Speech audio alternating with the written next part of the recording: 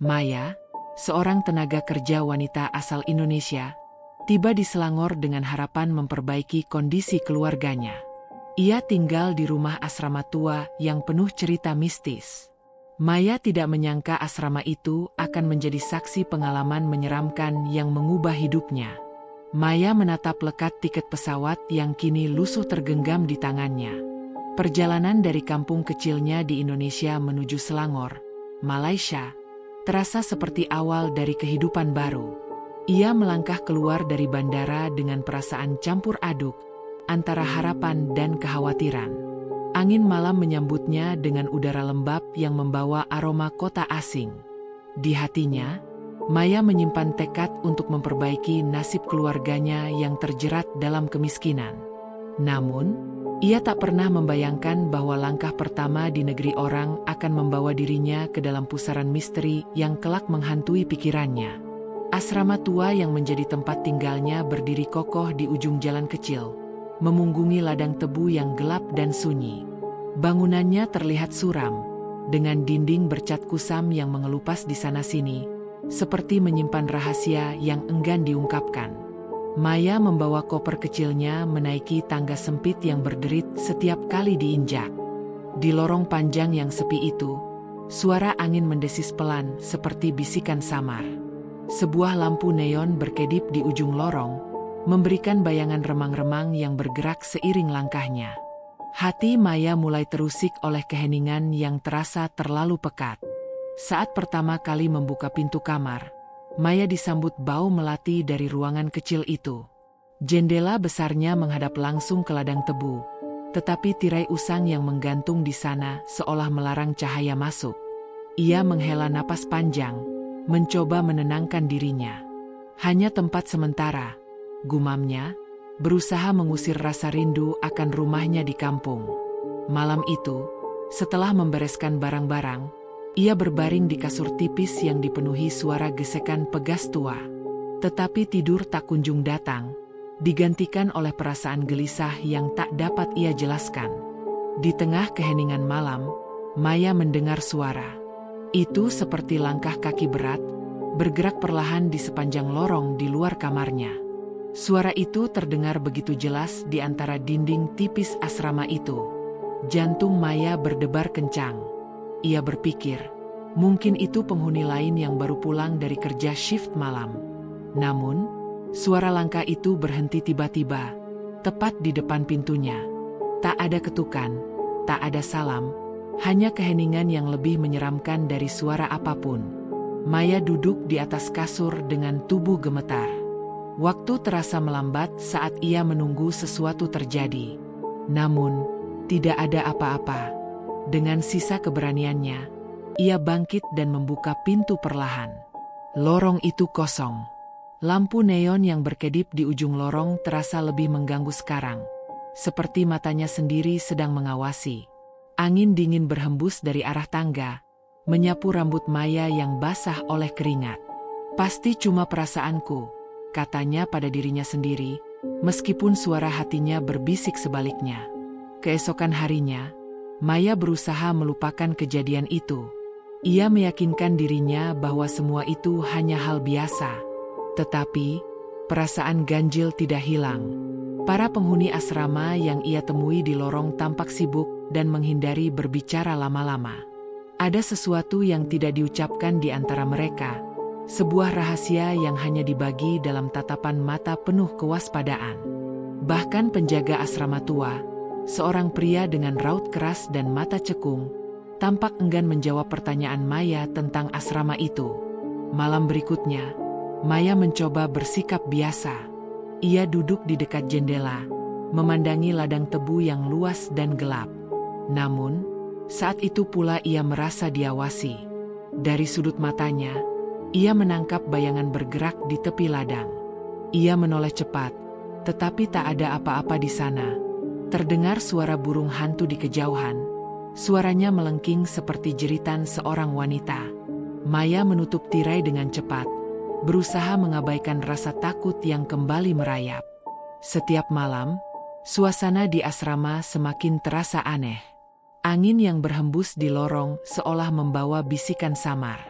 Kadang-kadang Maya mendengar suara-suara kecil, seperti seseorang memanggilnya dari kejauhan, meski ia tahu tidak ada orang di sana. Rasa takut perlahan merambat ke dalam kesehariannya, menjadi beban yang menekan setiap langkahnya. Ia mulai mempertanyakan keputusannya tinggal di asrama itu, tetapi kontrak kerja dan keterbatasan uang membuatnya tak punya pilihan lain. Maya tidak tahu, malam-malam sunyi itu hanya permulaan. Ia tidak tahu, di dalam dinding asrama tua itu tersimpan kegelapan yang akan mengubah hidupnya selamanya. Asrama Selangor bukan hanya tempat tinggal sementara, tetapi pintu gerbang menuju dunia lain, dunia di mana rahasia kelam dan arwah gentayangan saling berkeliaran tanpa akhir. Keesokan paginya Maya di asrama itu terasa dingin dan sunyi. Udara pagi membawa bau karet mentah dari pabrik yang tak jauh dari tempat tinggalnya. Maya berdiri di depan cermin kecil yang menggantung miring di dinding kamar.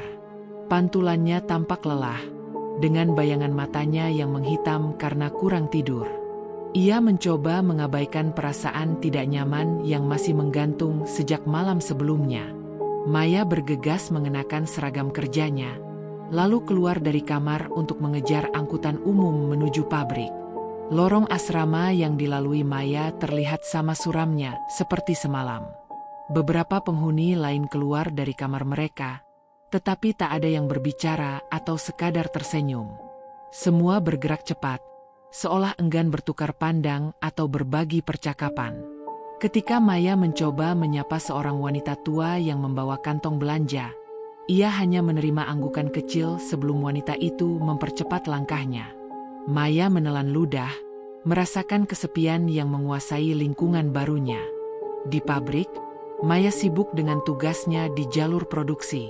Suara mesin yang menderu-deru memenuhi ruangan besar itu, tetapi Maya merasa lebih nyaman dibandingkan saat berada di asrama. Ia bertemu beberapa rekan kerja asal Indonesia yang ramah, meski obrolan mereka tak pernah berlangsung lama karena pengawasan ketat dari mandor. Salah satu dari mereka, seorang wanita bernama Siti, bercerita sekilas tentang kehidupannya di Selangor. "Jangan terlalu akrab sama tempat tinggal, Mbak Maya," ucap Siti dengan nada bercanda. "Di sini, banyak yang bilang asrama tua itu ada penghuninya." Maya tertawa kecil, meski hatinya sedikit terganggu dengan ucapan Siti. Ia berpikir itu hanya cerita iseng untuk menakut-nakuti pendatang baru. Namun, saat ia pulang malam itu, ingatan akan langkah kaki di depan pintu kamarnya kembali menghantui. Maya mencoba mengusir pikiran itu dengan memutar lagu dari ponselnya sepanjang perjalanan pulang. Jalan menuju asrama itu terasa lebih sunyi di malam hari, hanya diiringi suara jangkrik dan gemerisik angin yang menerpa ladang tebu. Saat tiba di asrama, lorong gelap menyambutnya dengan keheningan yang sama seperti sebelumnya. Maya berjalan perlahan menuju kamarnya, melewati deretan pintu yang tertutup rapat. Ketika ia merogoh tas untuk mencari kunci, ia merasa ada sesuatu yang mengawasinya. Perasaan itu begitu kuat hingga membuat bulu kuduknya berdiri. Maya menoleh cepat ke belakang, tetapi lorong itu kosong. Lampu neon di ujung lorong berkedip pelan, menciptakan bayangan samar di dinding. "Hanya perasaanku," bisiknya pada diri sendiri, meski tubuhnya gemetar. Malam itu, Maya duduk di dekat jendela kamarnya seperti biasa. Di luar, ladang tebu tampak bergoyang lembut diterpa angin. Tetapi di balik keindahan pemandangan itu, ada sesuatu yang membuatnya merasa resah. Sekilas, Maya merasa melihat bayangan seseorang berdiri di antara batang-batang tebu. Ia memicingkan mata, mencoba memperjelas pandangannya. Namun, bayangan itu menghilang begitu saja seolah tertelan oleh kegelapan. Maya menarik tirai dengan kasar dan mengunci jendela, mencoba melupakan apa yang baru saja dilihatnya. Maya mencoba tidur lebih awal malam itu, tetapi suara-suara aneh kembali membangunkannya. Kali ini, langkah kaki terdengar lebih jelas, seperti seseorang berjalan bolak-balik di lorong. Maya mendekap selimut, hatinya dipenuhi rasa takut. Ketika suara itu berhenti, ia mencoba meyakinkan dirinya untuk tetap di tempat. Namun, keberaniannya hilang seketika saat mendengar suara lain. Suara ketukan pelan di pintu kamarnya. 3 ketukan, lalu berhenti. Mungkin itu tetangga, pikir Maya, meski hatinya ragu. Ia berjalan perlahan menuju pintu. Tangannya gemetar saat memegang gagang pintu. Dengan tarikan napas panjang, ia membukanya. Lorong itu kembali kosong. Tidak ada siapapun di sana. Hanya keheningan yang terasa menusuk. Maya berdiri terpaku. Matanya menyapu lorong yang gelap. Tiba-tiba, dari sudut matanya, ia melihat pintu kamar paling ujung sedikit terbuka, seperti ada yang mengintip dari dalam. Maya menutup pintunya dengan cepat dan mengunci rapat-rapat. Malam itu ia tidak bisa tidur. Ketakutan perlahan mengambil alih dirinya, membuat Maya menyadari bahwa asrama ini bukan hanya tempat tinggal. Ada sesuatu di sana, sesuatu yang ia tak bisa lihat namun terasa begitu nyata. Dan di dalam kegelapan asrama tua itu, Maya tahu bahwa malam-malam berikutnya akan menjadi ujian bagi keberaniannya. Malam itu, Maya kembali terlambat pulang dari shift malam. Tubuhnya lelah, tapi pikirannya terasa lebih berat.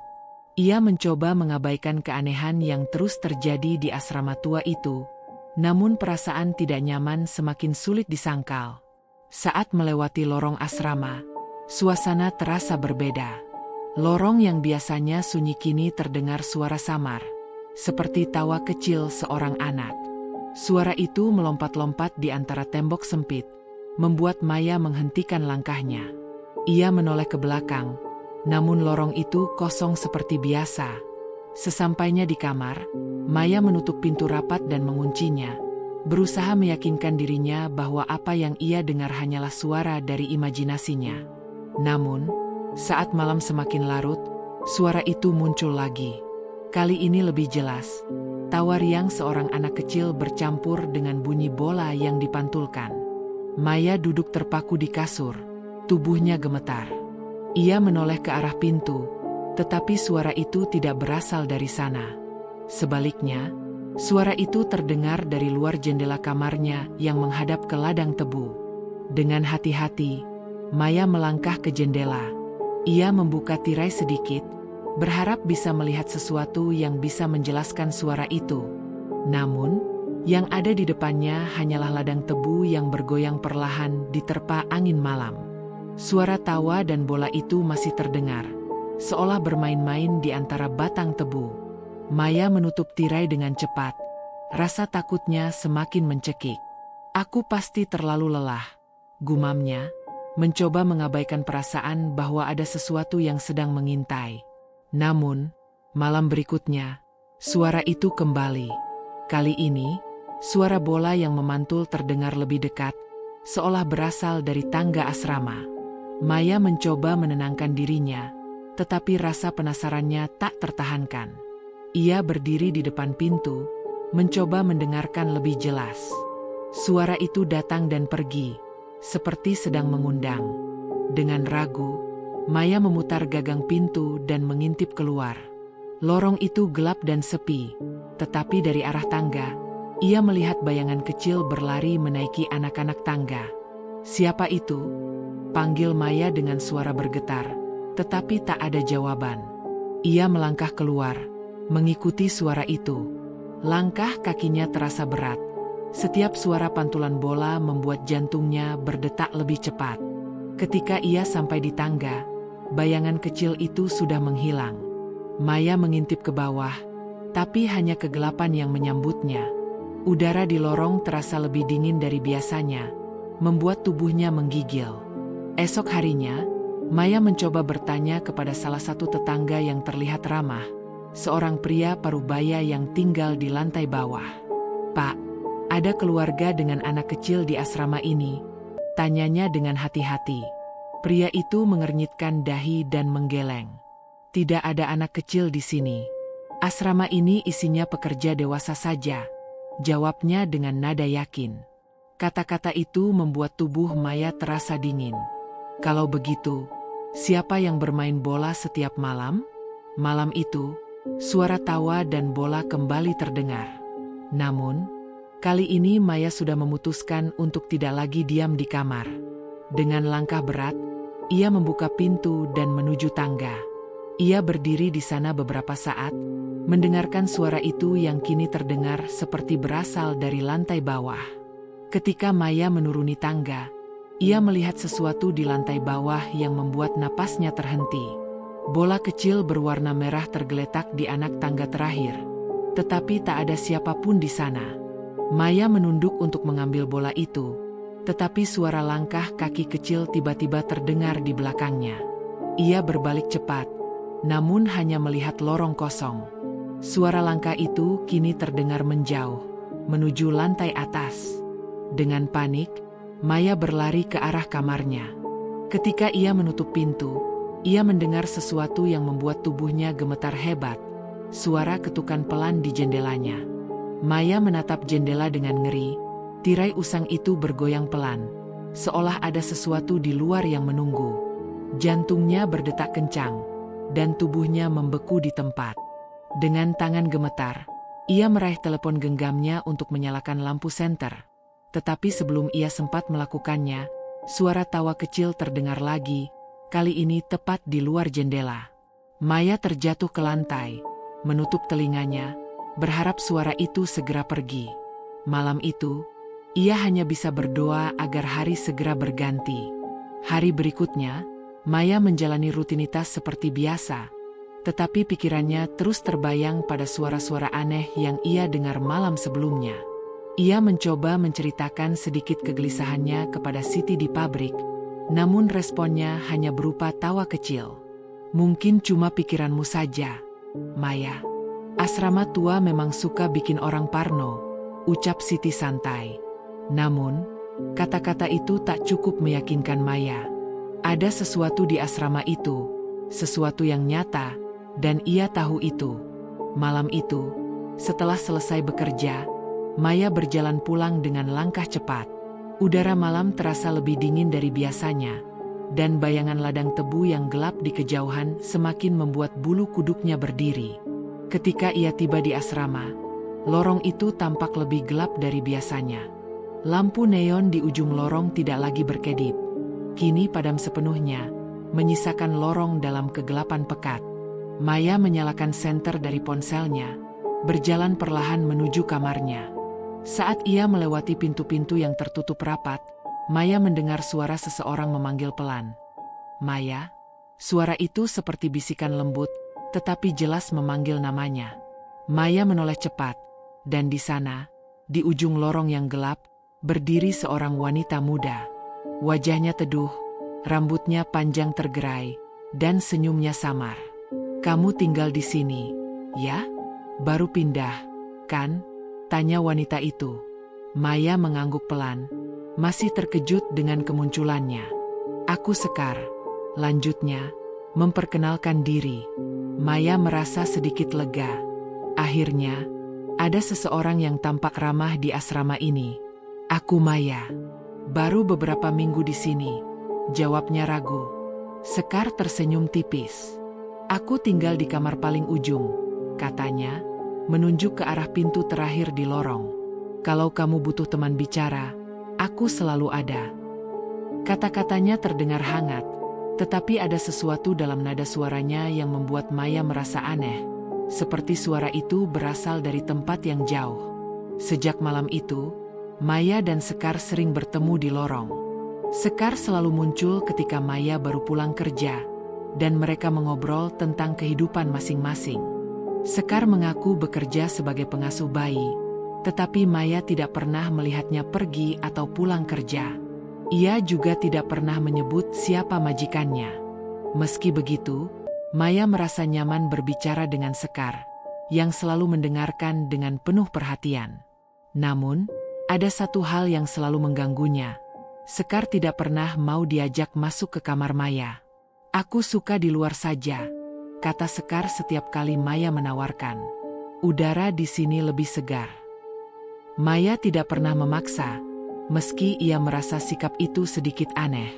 Sekar selalu berdiri di lorong, memunggungi pintu-pintu kamar lain. Kadang, tatapannya terlihat kosong, seperti sedang memikirkan sesuatu yang jauh. Meski begitu, Maya tetap menganggapnya teman yang baik, satu-satunya orang yang membuat asrama ini terasa sedikit lebih hidup. Namun, keanehan mulai muncul. Sekar selalu datang pada malam hari, tetapi menghilang sebelum pagi. Suatu malam, Maya memberanikan diri bertanya, "Sekar, kamu tidak pernah keluar siang, ya? Apa kamu kerja malam?" Sekar hanya tersenyum samar. "Aku memang lebih suka malam," jawabnya singkat, tanpa penjelasan lebih lanjut. Kata-kata itu membuat Maya gelisah, tetapi ia tidak ingin bersikap tidak sopan. Malam itu, Maya mendapati Sekar berdiri di lorong dengan cara yang berbeda. Biasanya, Sekar tersenyum hangat, tetapi kali ini, tatapannya kosong, seperti sedang melihat sesuatu yang tidak dapat dilihat oleh Maya. "Sekar?" panggil Maya pelan. Sekar tidak langsung menjawab. Setelah beberapa saat, ia berkata dengan suara rendah, hampir seperti bisikan, "Kau tahu, Maya? Tidak semua orang di sini hidup dengan damai." Kata-kata itu terasa menusuk hati Maya, membuat tubuhnya merinding. Sebelum Maya sempat bertanya apa maksudnya, Sekar berbalik dan berjalan pergi. Langkahnya pelan, dan sosoknya memudar ke dalam kegelapan lorong yang tak diterangi cahaya. Maya hanya bisa berdiri terpaku. Pikirannya dipenuhi rasa takut dan kebingungan. Malam itu, ia kembali mendengar suara-suara aneh dari luar jendela. Tawa anak kecil yang ia pikir sudah hilang kini terdengar lagi, bercampur dengan suara bola yang memantul pelan di lantai. Maya tahu sesuatu di asrama ini salah, dan Sekar tampaknya adalah bagian dari rahasia gelap itu. Hari-hari berlalu, tetapi perasaan tidak nyaman di hati Maya semakin sulit diabaikan. Sekar menjadi teman satu-satunya di asrama tua itu, tetapi kehadiran wanita itu semakin terasa aneh. Sekar selalu muncul saat malam tiba dan tidak pernah terlihat di siang hari. Maya mencoba meyakinkan dirinya bahwa itu hanya kebetulan. Tetapi tatapan kosong Sekar yang kerap mengarah ke tangga asrama membuat Maya mulai merasa ada sesuatu yang disembunyikannya. Pada suatu malam, Maya kembali terlambat pulang kerja. Kali ini, lorong asrama terasa lebih sepi dari biasanya. Bahkan suara angin pun tak terdengar. Saat Maya membuka pintu kamarnya, ia hampir menjatuhkan tasnya ketika melihat Sekar sudah berdiri di ujung lorong. "Kau terlambat," ucap Sekar dengan suara lembut, tetapi wajahnya tak menampilkan ekspresi apapun. Maya terkejut. Bagaimana Sekar tahu ia belum pulang? Tidak mungkin wanita itu menunggunya di sana sepanjang malam. Sekar mendekati Maya perlahan. "Kau harus hati-hati, Maya," katanya dengan nada yang terdengar seperti peringatan. "Asrama ini bukan tempat yang aman." Maya merasa tubuhnya dingin mendengar kata-kata itu. "Apa maksudmu, Sekar?" tanyanya, mencoba mengendalikan ketakutannya. Namun, Sekar hanya tersenyum tipis, senyum yang kini terasa lebih menyeramkan daripada ramah. "Beberapa hal lebih baik tidak kau ketahui," jawabnya sebelum pergi begitu saja, meninggalkan Maya terpaku dengan ribuan pertanyaan di kepalanya. Sejak malam itu, Maya mulai memperhatikan kejanggalan lain di asrama tersebut. Pada suatu malam, ia melihat sosok bayangan kecil berlari melintasi lorong. Saat ia mendekat, bayangan itu menghilang begitu saja di depan kamar Sekar. Maya bergegas mengetuk pintu kamar temannya itu, tetapi tidak ada jawaban. Ia mencoba membuka pintu, namun pintu itu terkunci rapat. Merasa putus asa, Maya kembali ke kamarnya dengan pikiran yang semakin tak tenang. Beberapa malam kemudian, Maya terbangun oleh suara ketukan di jendelanya. Tubuhnya membeku. Ia tahu ia tinggal di lantai 4, dan mustahil ada seseorang yang bisa mengetuk jendela itu dari luar. Dengan hati-hati, ia mendekati jendela dan mengintip dari balik tirai. Tidak ada apa-apa di luar selain kegelapan ladang tebu. Namun, saat Maya berbalik, ia merasakan sesuatu bergerak di belakangnya. Sebuah bayangan melintas cepat, dan Maya hampir berteriak sebelum menyadari bahwa kamarnya kosong. Ketakutan Maya memuncak saat ia memutuskan untuk bertanya langsung kepada penghuni asrama lainnya. Ia mendekati seorang pria tua yang tinggal di lantai bawah, yang dikenal sering duduk di depan pintunya. Dengan suara rendah, ia bertanya, "Pak, apa Anda kenal Sekar?" Dia bilang tinggal di kamar paling ujung. Pria tua itu menatap Maya dengan ekspresi terkejut, lalu berkata, "Kamar paling ujung itu kosong sejak lama. Tidak ada yang tinggal di sana." Jawaban itu membuat pikiran Maya seolah berhenti mengalir. "Tidak mungkin," gumamnya, tetapi pria tua itu melanjutkan, "Kalau kau melihat seseorang di sana, aku sarankan kau jangan terlalu dekat." Maya meninggalkan pria tua itu dengan perasaan bercampur aduk, antara takut, bingung, dan penasaran. Jika kamar Sekar kosong, lalu siapa wanita yang selama ini ia ajak bicara? Malam itu, Maya memutuskan untuk mengonfirmasi sendiri. Dengan tangan gemetar, ia berjalan menuju kamar paling ujung. Lorong asrama terasa lebih gelap dari biasanya, dan suara langkah kakinya bergema panjang. Saat tiba di depan pintu kamar Sekar, Maya mencoba mengetuk. Namun, sebelum ia sempat menyentuh pintu, suara dari dalam kamar membuatnya mundur beberapa langkah. Suara tawa kecil, seperti seorang anak bermain bola, menggema dari balik pintu itu. Maya berdiri terpaku, dan dalam hati, ia tahu bahwa apapun yang ada di dalam kamar itu bukanlah manusia. Malam itu, Maya mengunci dirinya di kamar, tubuhnya menggigil hebat. Pikirannya penuh oleh suara tawa yang didengarnya dari balik pintu kamar Sekar. Apa yang sebenarnya terjadi di asrama ini? Dan siapa sebenarnya Sekar? Semakin lama ia memikirkannya, semakin Maya yakin bahwa ia harus mencari jawaban. Namun, rasa takut menghalanginya untuk bertindak lebih jauh. Hingga akhirnya, sebuah percakapan tak sengaja dengan salah satu tetangga mengubah segalanya. Saat sedang berjalan menuju halte keesokan harinya, Maya bertemu dengan seorang pria muda bernama Haris, salah satu penghuni lama asrama itu. Awalnya, obrolan mereka ringan, tetapi ketika Maya menyebut nama Sekar, raut wajah Haris berubah tegang. "Sekar?" tanyanya, nyaris berbisik. "Dari mana kau mendengar nama itu?" Maya menjelaskan tentang wanita yang ia temui setiap malam. Haris tampak gelisah, pandangannya sesekali menyapu lorong seolah memastikan tidak ada yang mendengar. "Sebaiknya kau berhati-hati," kata Haris dengan nada rendah. "Sekar memang pernah tinggal di asrama ini, tapi itu sudah lama sekali. Dia meninggal dengan cara yang tragis." Maya terdiam, tubuhnya menegang. Haris melanjutkan, "Dia diakhiri hidupnya oleh mantan pacarnya di tangga asrama ini. Katanya karena cemburu, tapi luka yang ditinggalkan, itu sangat mengerikan." Kata-kata Haris seperti menghantam dada Maya. Tiba-tiba, semua kejadian aneh yang ia alami mulai masuk akal, tetapi juga membuat pikirannya jadi kemana-mana. Haris menceritakan lebih banyak. Pada malam kejadian, beberapa penghuni mendengar suara teriakan Sekar di lorong, namun tidak ada yang berani keluar.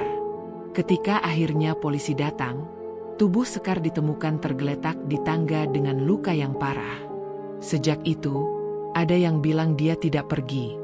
Dia tetap di sini, di asrama ini, karena ada sesuatu yang belum selesai, ucap Haris dengan nada pelan.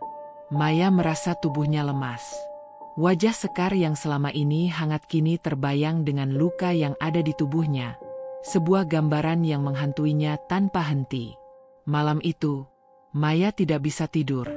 Setiap kali ia memejamkan mata, ia melihat sosok Sekar berdiri di lorong dengan tatapan kosong. Perasaan bersalah mulai menguasai dirinya. Selama ini, ia merasa Sekar adalah temannya, seseorang yang membantunya merasa tidak terlalu kesepian di asrama itu. Namun kini, ia sadar bahwa Sekar hanyalah arwah yang terjebak, mencari sesuatu yang tak pernah ia temukan semasa hidupnya.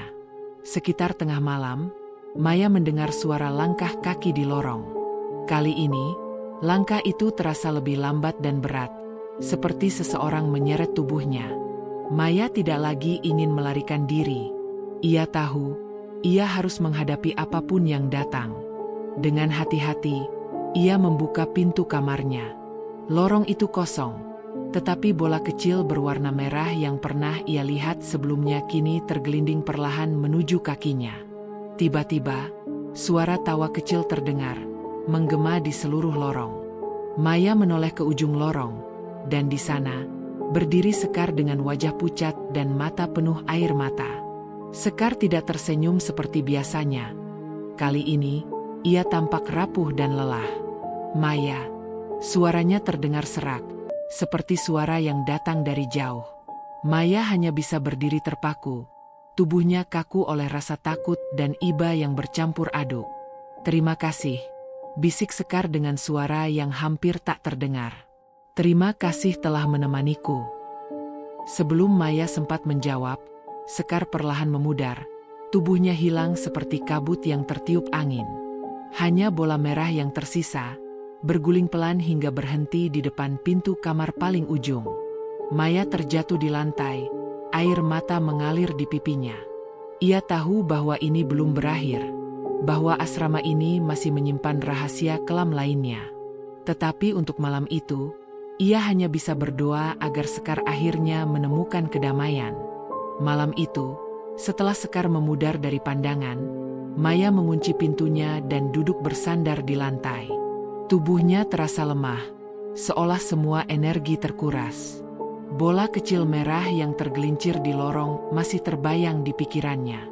Ia menutup wajah dengan kedua tangannya, mencoba menghilangkan rasa takut yang terus membayangi. Namun, perasaan aneh bahwa Sekar masih ada di sekitarnya tidak juga hilang. Udara di kamar terasa dingin, lebih dingin dari biasanya, seperti ada sesuatu yang tak terlihat tengah mengawasinya. Maya akhirnya tertidur di lantai, tapi tidurnya tak lelap. Dalam mimpinya, ia kembali melihat Sekar. Wanita itu berdiri di depan pintu kamar Maya, mengenakan pakaian putih yang kini ternoda darah di bagian lehernya. Mata Sekar menatap Maya dengan sedih, tetapi tidak menyeramkan. "Aku tidak ingin menakutimu," kata Sekar dalam mimpi itu. "Aku hanya ingin seseorang mendengarkan ceritaku." Maya mencoba menjawab, tetapi kata-katanya tersangkut di tenggorokannya. Sekar mendekat, memberikan sesuatu ke tangan Maya. "Ini milikku," bisiknya, sebelum menghilang seperti embun pagi. Ketika Maya terbangun, ia menemukan sebuah gelang kecil di atas meja kamarnya. Itu adalah gelang perak sederhana yang sering dipakai Sekar setiap kali mereka berbincang. Maya tidak mengerti bagaimana gelang itu bisa sampai ke sana, tetapi ia tahu, ini adalah pesan terakhir dari Sekar. Tangannya gemetar saat meraih gelang itu, merasakan dinginnya logam yang seolah menyimpan cerita panjang. Ada sesuatu yang berat di hatinya. Rasa kehilangan bercampur dengan rasa lega. Maya memutuskan untuk berbicara lagi dengan Haris tentang gelang tersebut. Ketika ia menunjukkan gelang itu, wajah Haris berubah pucat. Itu milik Sekar," kata Haris dengan nada hampir berbisik. Ia menceritakan bahwa gelang itu ditemukan hilang bersama tubuh Sekar setelah kejadian tragis di asrama. "Tidak ada yang tahu kemana gelang itu pergi. Mungkin dia ingin kau menyimpannya," ucap Haris. Maya hanya mengangguk, hatinya masih bergolak. Hari-hari berlalu, dan Maya mulai berkemas untuk pulang ke Indonesia. Ia memutuskan untuk mengambil cuti beberapa minggu setelah semua pengalaman aneh yang ia alami di asrama itu. Namun, setiap malam sebelum keberangkatannya, Maya merasa bahwa asrama itu masih belum sepenuhnya sunyi. Suara langkah kaki di lorong dan bisikan kecil tetap terdengar. Meskipun kini ia merasa mereka tidak lagi menyeramkan, melainkan seperti ucapan selamat tinggal dari dunia yang ia tinggalkan. Pada malam terakhirnya di asrama, Maya bermimpi lagi tentang Sekar. Kali ini, Sekar terlihat lebih damai. Tidak ada luka di tubuhnya, dan wajahnya dihiasi senyum yang tulus. "Terima kasih," ucap Sekar. "Kau telah mendengarkan aku. Kini, aku bisa pergi." Maya ingin menahan Sekar, tetapi ia tahu ini adalah akhir. Ketika Sekar memudar dari pandangannya, Maya terbangun dengan air mata yang mengalir di pipinya. Saat Maya meninggalkan asrama keesokan harinya, ia membawa gelang kecil itu bersamanya. Benda itu adalah pengingat akan pengalaman yang mengubah hidupnya. Maya berjanji pada dirinya sendiri bahwa ia akan mendoakan Sekar agar arwahnya benar-benar tenang. Dan meskipun ia telah meninggalkan asrama tua itu, Maya tahu bahwa kenangan tentang Sekar akan terus hidup dalam ingatannya. Sebuah pengingat bahwa tidak semua misteri harus ditakuti, melainkan dipahami. Maya berdiri di depan rumah sederhana keluarganya di kampung. Udara pagi terasa segar, berbeda jauh dari lembabnya asrama tua di Selangor. Namun, pikiran Maya masih sering kembali ke malam-malam penuh misteri yang ia alami di sana. Setiap kali ia melihat gelang kecil milik Sekar, hatinya terasa berat. Kenangan tentang Sekar bukan hanya menjadi cerita, tetapi juga pengingat bahwa dunia ini penuh dengan hal-hal yang tak selalu bisa dijelaskan oleh logika. Cerita Maya tentang asrama itu menyebar dengan cepat di kalangan teman dan keluarganya. Banyak yang mendengarkan dengan takjub, tetapi lebih banyak lagi yang meragukan kebenarannya. Mungkin itu cuma mimpi buruk karena kamu terlalu lelah bekerja, kata salah ibunya. Maya hanya tersenyum tipis mendengar komentar itu.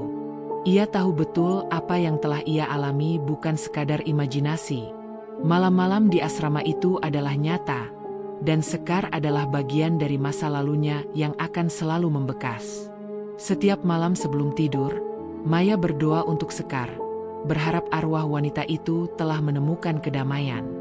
Gelang kecil itu kini ia simpan di dalam laci, bersama barang-barang berharganya.